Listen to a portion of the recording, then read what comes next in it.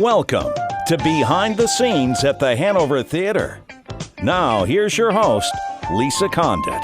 Good morning, everyone, and Happy New Year. So happy to be with you on this lovely Sunday morning. And I am so excited to have on the phone with us the lead of the Jersey Boys National Tour. It's Hayden, who plays the role of Frankie Valli. Good morning, Hayden. Thank you so much for joining us. Thanks for having me. So you're a fairly new addition to the tour, but you've got a great resume behind you. And just tell us a little bit about yourself, if you don't mind. Sure, yeah. I am Florida born. I grew up in Florida. And I worked for Disney for a couple of years. And then I packed up my suitcase, moved to New York with a big dream. I love it. And that dream consisted of actually being a part of Jersey Boys. And that dream came true when I auditioned back in November 2010. It was a great audition. Obviously, I got the part. And come the following year, May 1st of 2011, I walked into my first rehearsrsal, first day of school. What a whirlwind! What a whirlwind, right? Fast forward almost 3 years. I've now been with this company. That's awesome. So, tell me about the first time you saw Jersey Boys. You said that it was a dream of yours to be part of the cast. Tell us about what you thought when you first saw it, and what did you think the show was about versus what did you experience? Sure, yeah. The first time I saw Jersey Boys was actually after the first time I auditioned. But I was well aware of the music, and I was well aware of the material via the Tony Awards and all the other, amazing awards that they had won, and their performances on those award shows, specifically the John Lloyd Young performance on the Tony Awards back when he won the Tony for his performance of Frankie Valli. Oh, that's so cool. It was then when it hit me that this role is in my wheelhouse. This role is something that I can quite possibly potentially do. So I started seeking all of my outlets and started working towards that. And here I am. And do you have a favorite song that you get to perform as part of the musical? Yeah, I think the favorite song has evolved with my experience with the show, and currently it's "Cry for Me." And the reason why it's "Cry for Me" is because that's actually the first time that these four guys sing together. And it's then when they realize what they have and how special it is, and it's that sound, it's that blend that these four guys, these four voices had, and it was great. So that's the song that I'm connecting the most with now. Of course, "Can't Take My Eyes Off of You" is a fantastic song, and that's usually the favorite one to go to. But right now, it's "Cry for Me." I love that it's "Cry for Me." I'll tell you, I had not seen this show, but like you, I had heard all about it. I knew about all the awards that it had won. Its reputation is amazing. The people who go to see it, the buzz that is generated is also really contagious. But it wasn't until I actually saw the show that I really got how special it truly is. And it's one of those things, all right, I'm 45. I do know about the music of Frankie Valli and the Four Seasons, but more than that, it's part of growing up. And so when you're watching this musical, first of all, I recognized every single solitary song, but it wasn't just that I recognized them.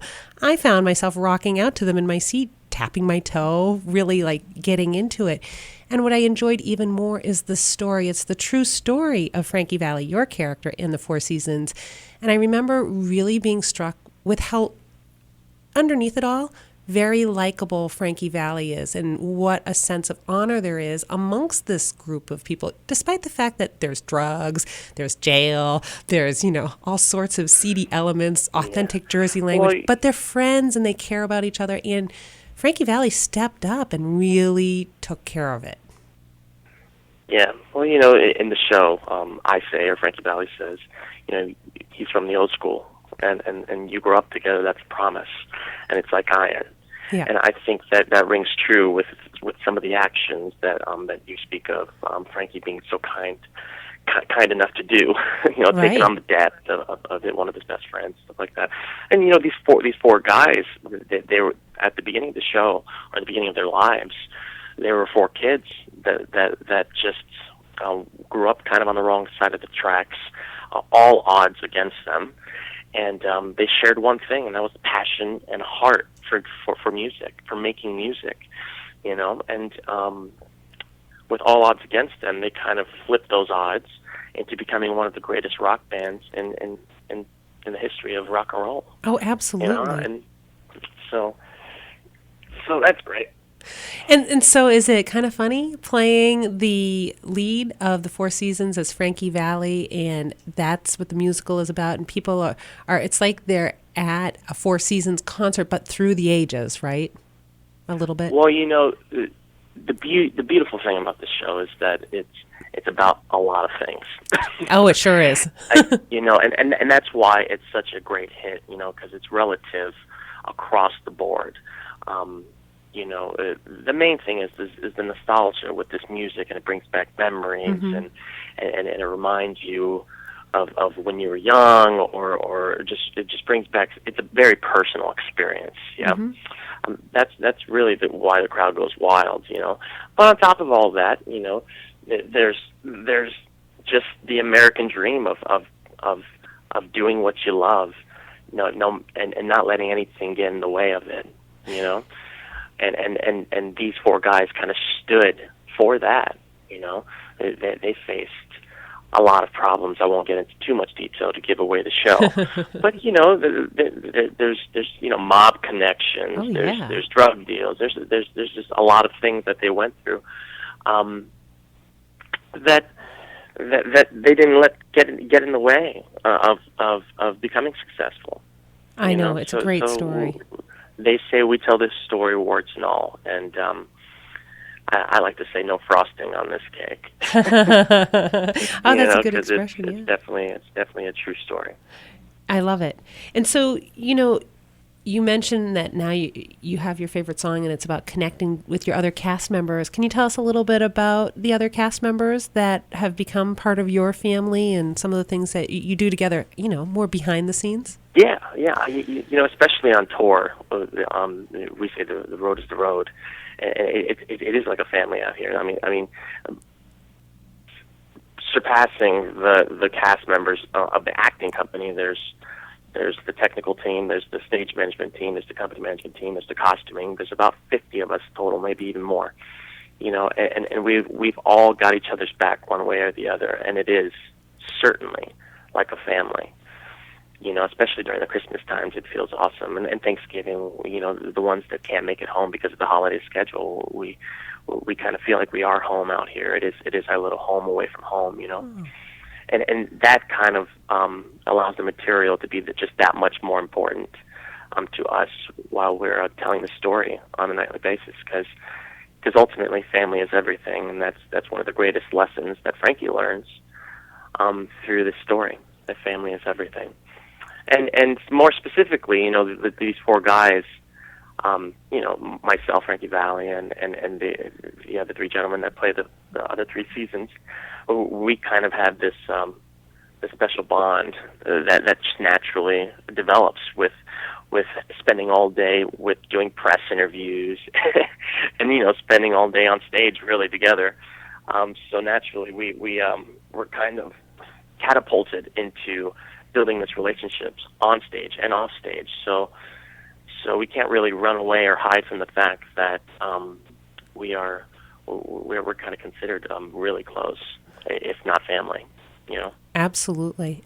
So you have a really fairly aggressive schedule. How many different shows are you doing within a, say, month or 2-month period of time? You mean for the holiday schedule? Well, you know, let's just go January, February. Like, how many different performances? It's typically 8 shows a week. Yep. And then you're touring every week. Yeah, we're touring every week. We're trying to reach every aspect and every city of America. Absolutely. So you know what, Hayden, we do need to take a quick break, but everybody please stay tuned as we continue our conversation with Hayden after this break.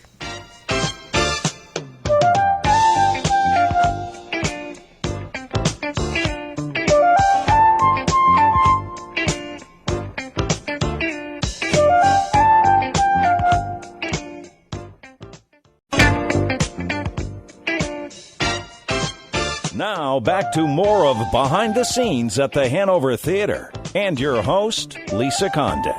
Welcome back, everyone, as we continue the conversation with Hayden Milanes, the lead actor in Jersey Boys, coming to the Hanover Theater January 21st through February 2nd. It's a really big deal for us. It's our first 2-week run.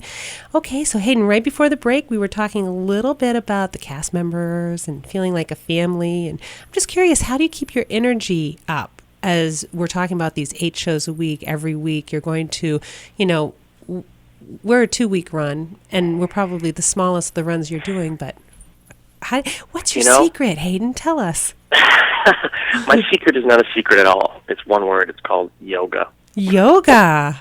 I love yoga. Yeah. To play Frankie, it's not only vocally demanding, but it's also, emotionally demanding. Right. And ultimately just physically demanding. So those 3 things, after an 8-show week, you can imagine they can just be all not synced up and just all out of whack. So yoga kind of allows me to center myself on my day off or really on before my show, and really just align all those 3 aspects of playing Frankie: the voice, the mind, the emotion, and to do it all over again. To take this journey that this guy and these 4 guys took. That's and great. It's an amazing journey. How many years have you been doing yoga? I'm just curious. My practice just gets deeper and deeper, and I started back when I started the show. Really, that's cool. It's just so great for life in general, but it's also so great for the singer-actor. Oh, it is great for life in general. I wish I could do it more often, but you know what? You're an inspiration because you have to carve out the time, right? You do. You do. And so you had mentioned, too, that, when you auditioned for Jersey Boys, it was a really great audition.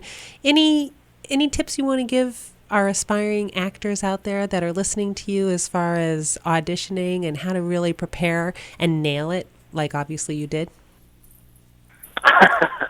Well,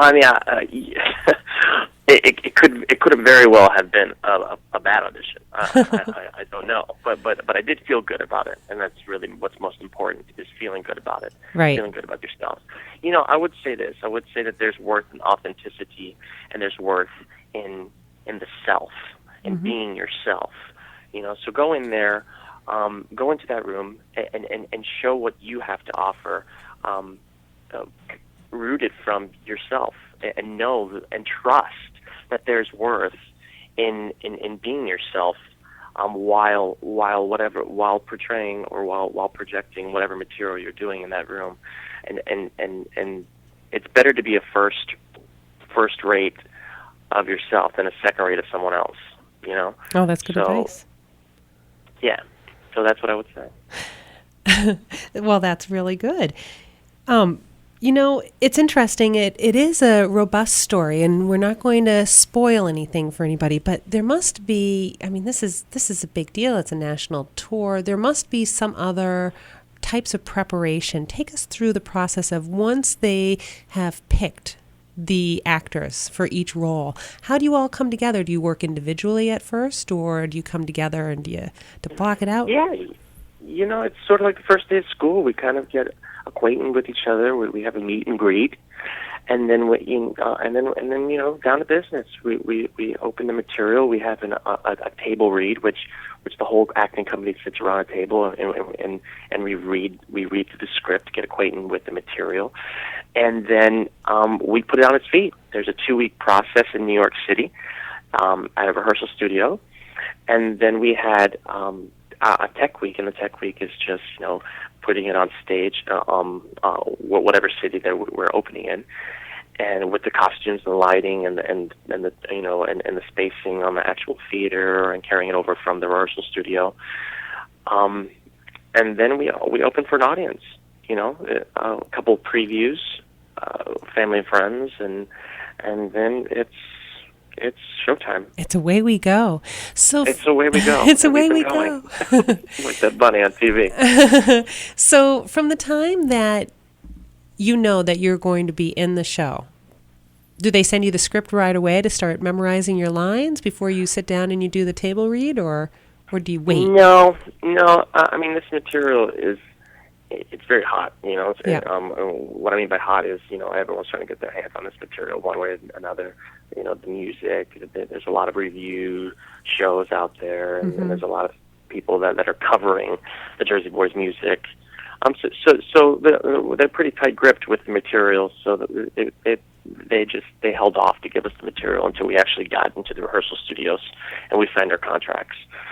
And then we were able to, have the material. Okay, so when I was quickly adding in my mind as you were talking, it sounded like there were only maybe 2 or 3 weeks between the meet and greet and when you kick off that first performance. Surely there's more time than that, though, right?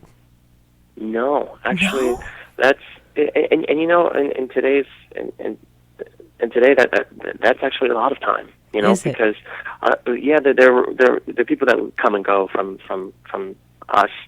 And their replacements come and sometimes only have a week to learn their track and they're on. Wow. I've seen replacements come in very, very quickly. Immediate replacements too. I think I came in as an immediate replacement. Luckily, I had a little bit more time than a week because I started out as a swing, and a swing covers more than one track. So I needed more time than 1 week. Well, I've seen replacements come in and only have a week actually. Well, I think that the swing seems like a really great role because, like you said, you are actually doing multiples, right? So when you started as a swing and you said it was different tracks, what does that mean? Well, the swing just essentially is the understudy for more than one role. Right. So for instance, in my case, I covered Frankie, but I also covered Joe Pesci, Barry Belson, and Hank Majewski. Yeah. And it's just kind of compartmentalizing those 4 roles, and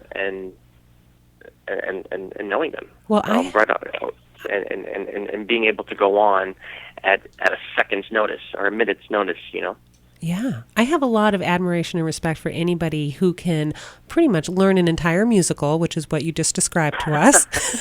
All of the male lead roles in that musical, all of the music, all of the lines, and then be able to, like you said, switch hats at a moment's notice. That's, I think, a very impressive skill. Thanks. It's definitely an acquired skill, but it's also a very gratifying skill. So you said that you really started as an actor for Disney before you made your break and you moved to New York. What types of things do you think really helped you in working for Disney, making the move over to Broadway and Broadway tours? Well, Disney helped me mainly build stamina, vocal stamina. I mean, theme parks in general, you do 5 shows a day, 6 shows a day. Yep. So ultimately, what's most important is that I brought from that experience into this experience is it definitely made me strong, vocally strong, a strong singer. The capability to sing through anything really. So that experience was great, and also just working for Disney was amazing. It's truly probably the most magical place in the world. I agree. It's just the things, the miracles, the magic that I've witnessed happen for young children, for older children, for the children at heart. I will bring that to my deathbed. Isn't that great? And I would hope to share that with my children in the future. That type of just the genuine kindness and the genuine, strive to live for the happiness of others. That's what I brought from that experience. And that is truly magical. And yeah, it is. And I think that's very important overall as a human being to bring to any business, whether it's an actor, or whether it's to you're a computer technician, or whether you're a radio talk show host. Yep. That element of the being is very important.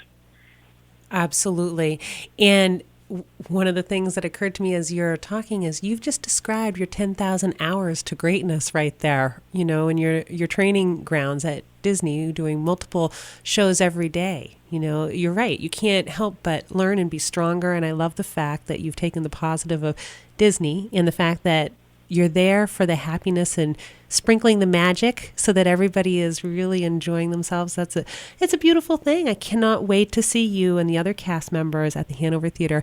We're thrilled to have you. Like I said, this is a very big deal for the Hanover Theater with a 2-week run. It's the biggest thing that's hit Worcester, and I can't even tell you how long. Everybody is excited about it. We've got all sorts of interesting promotions and contests, and we have this really great press party planned for, opening night that Wednesday, January 22nd. And of course, there are details on our Facebook page and whatnot. But boy, we have been thinking about nothing but Jersey Boys. Well, we do have a couple other shows that come and go, but really predominantly nothing but Jersey Boys, I'd say since last March. So the anticipation is killing us. Hayden. Well, we cannot wait to see you take the stage. Well, we share that feeling. The anticipation of us getting there as well is also very exciting. Change of pace, change of environment is always very exciting for us. And we can't wait to get there. We can't wait to have you. So again, Jersey Boys, the story of Frankie Valli and the Four Seasons, coming to the Hanover Theater January 21st through February 2nd. We do have Woo Card incentives. We have all sorts of great things associated with the show. More information is available on our website at thehanovertheater.org, and we hope to see you all at the theater. Hayden, thank you so much for taking the time and talking with us. And again, we can't wait to see you on stage. All right, thanks for having me. Have a great day.